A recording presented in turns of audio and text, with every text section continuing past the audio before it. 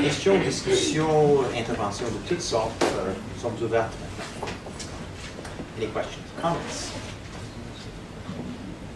Christine? Could you give us a little bit more information about signposts? You mentioned that project in the UK. That wasn't really a project. Okay. That is part of my colleague Professor Jackson's, as it were, engagement with the European discussion of, as it were, religious education on the European level.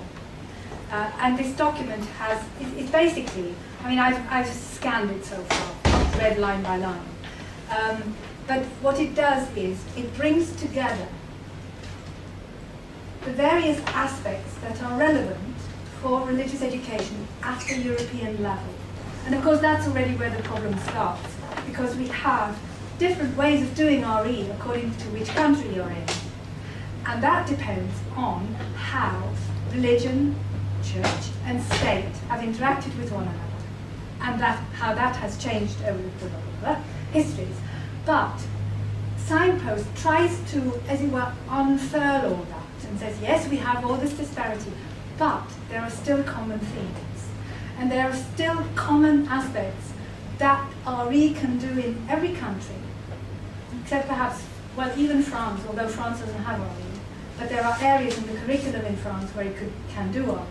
So in other words, it's an attempt to find common denominators that can go across the national borders, because Europe also faces common issues on all different levels. So he's working his way through, as it were, all these layers, and then says, what is it that is important? What competencies, what skills, what kind of religious literacy would we like our young people to have? And he's basing all of this on research, and often empirical research from the various European countries.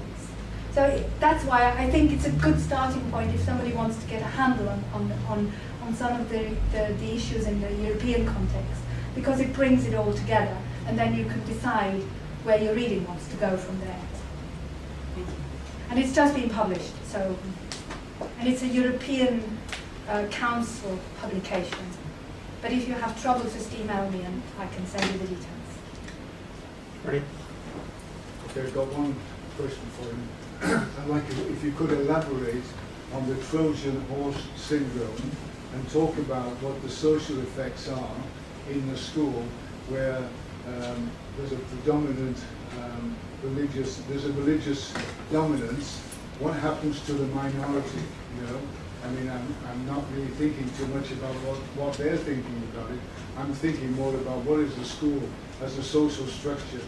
This question of scaffolding that you talked about, and ethos, what can they do about it, given the social structure of the way schools are structured in England, right? In the Midlands, particularly. Yes.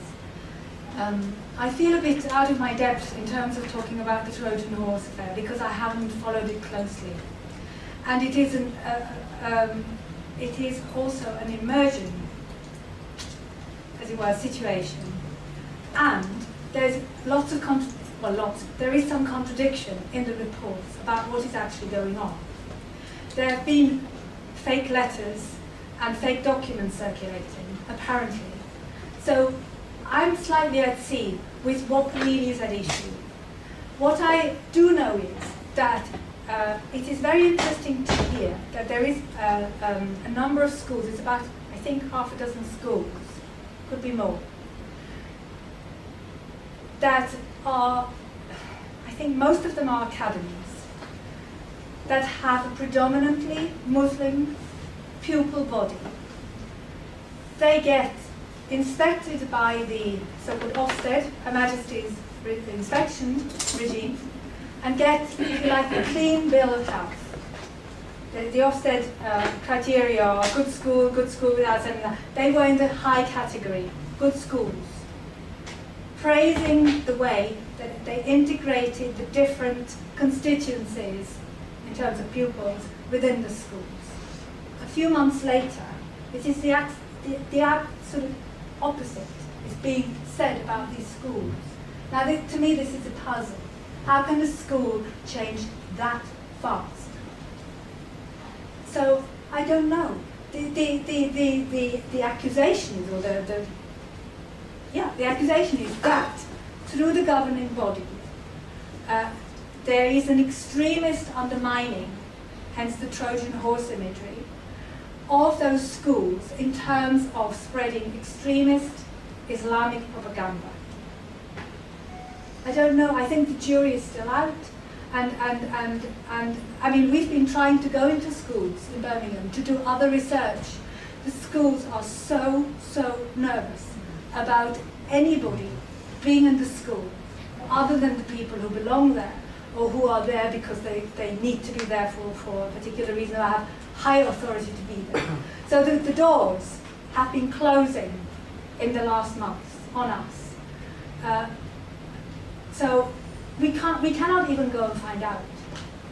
What I do know is that one of my colleagues in the sociology of religion, he's not a sociologist of religion, he's looked at this and said that RE in those schools has such a positive role that there is no reason to change it and take away, as it were, what the school has been doing.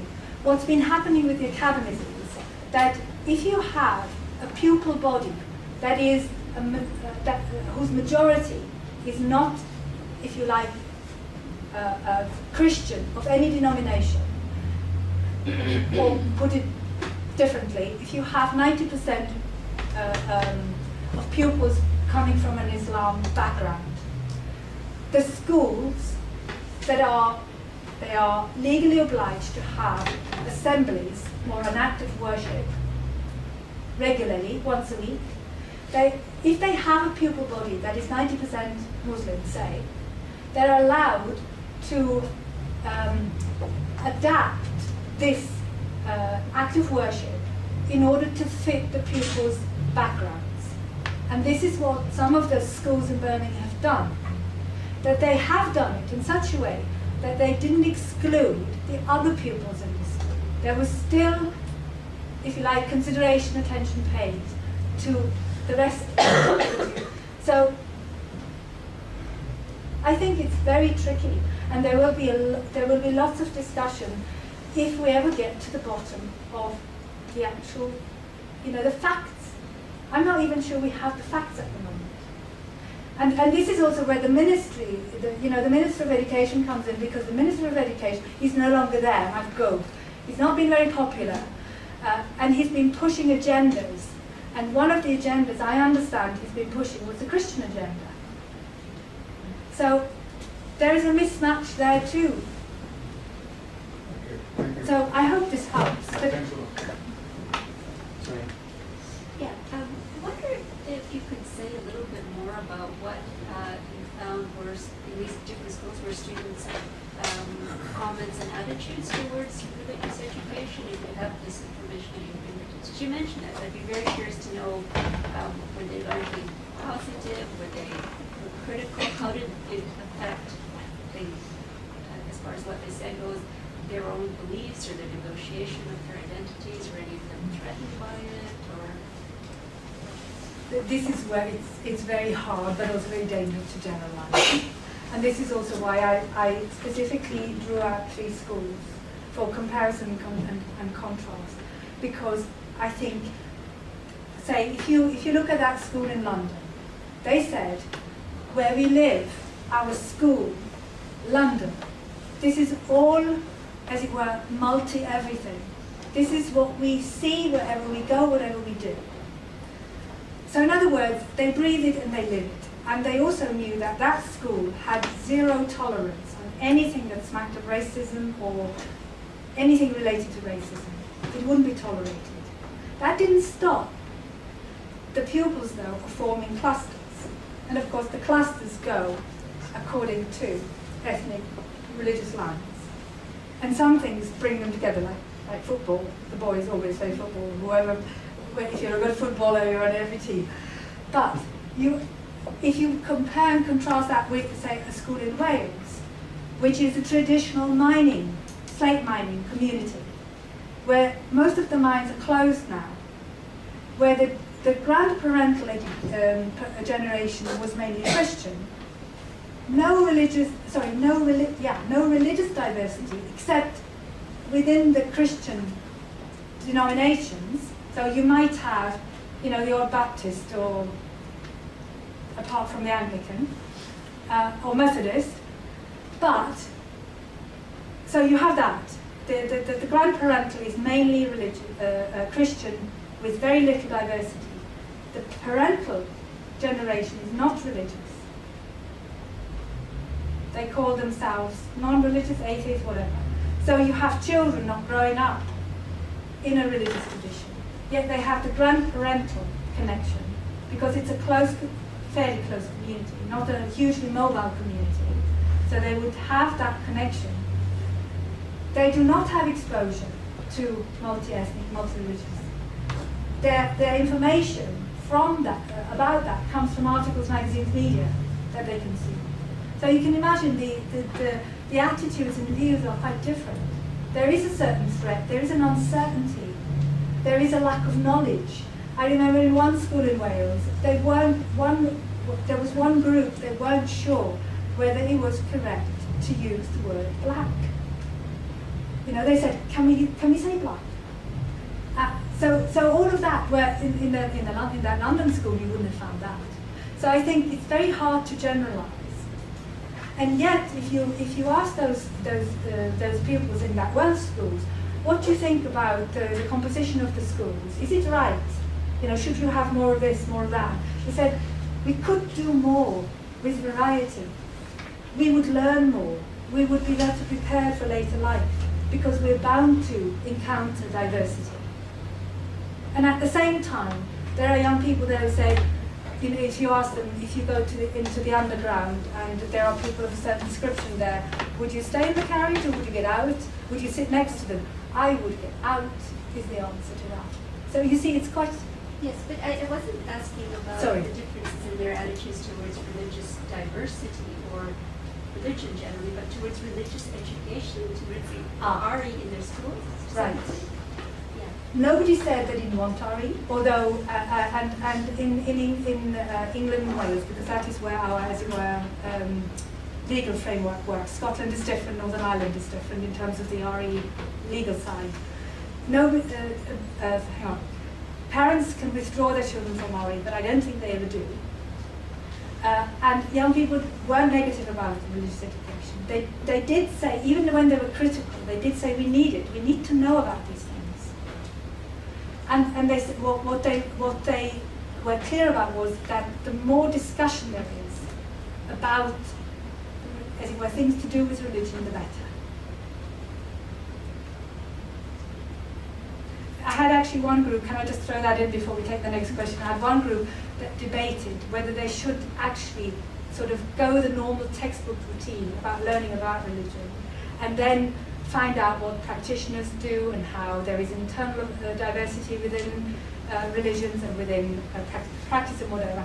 They could not make up their minds between them. Some said, we start with the practitioners, we ask them what they do, then we go to the textbooks. The other said, no, we start with the textbooks so that we know what the textbook says, and then we find out how it varies. So, can I just ask you what their criticisms were? From? What the students' criticisms were? You said there were some about RE. Yeah. Well,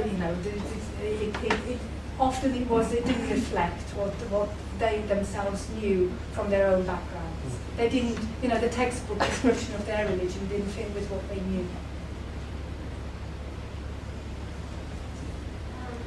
I was wondering about the relationship between the amount of contact students had in schools that were very diverse versus the amount of work that's doing for the goal of acceptance of diversity versus the amount of weight in those schools that the curriculum would have been doing. So maybe how you might have looked at that is to compare where the goal is less successful from the RE curriculum in less diverse schools when there was no contact, say, within religious groups.